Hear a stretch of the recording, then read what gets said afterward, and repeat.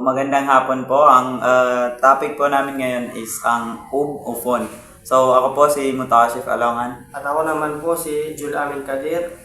Ang ub-ufon ay isang terminong ginagamit sa iba't ibang konteksto sa kultura at wika ng mga Igorot, partikular sa Cordillera sa Pilipinas. Karaniwang nangangahulugan ito ng usapan o diskurso na may layunin na pag-usapan ang mahalagang issue o bagay na mahalaga sa isang komunidad. So, ang ub-ufon daw ay kumbaga sa atin is ito yung pagpupulong o meeting na sinasagawa pag may mga malalaking event o kaganapan na nangyari sa isang lugar.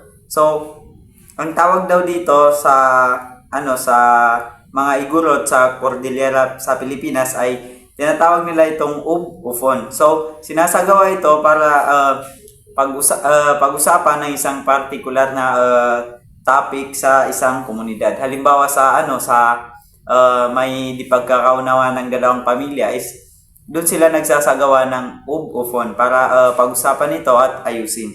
So, sa susunod na reporter tatalakay ang halimbawa ng ub-ufon. So, narito po ang halimbawa ng isang ub-ufon. So, sa isang nayon, ang mga Igorot, nagkakaroon ng hindi pagkakaintindihan sa pagitan ng dalawang pamilya tungkol sa hangganan ng kanilang lupa upang maiwasan ang alitan at mapanatili ang kapayapaan sa komunidad. Nagpasya ang mga nakakatanda ng magdaos ng ub-ufon. So, pinulong ang dalawang pamilya kasama ang mga pinuno ng isang komunidad, matatanda at iba pang membro ng nayon. So, isang tradisyonal na lugar para sa talakayan.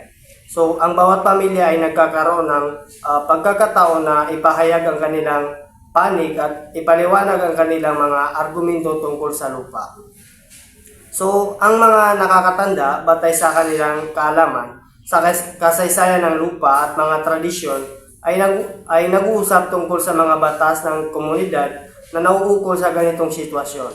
So ang lahat ng miyembro ng komunidad ay nagbibigay ng kanilang opinyon upang maabot ang patas na solusyon.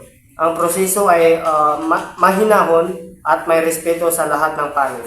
Sa huli, ang desisyon ay napagkasunduan ng lahat. Ang dalawang pamilya ay maghati sa lupa ng pantay, alinsunod sa tradisyon ng komunidad.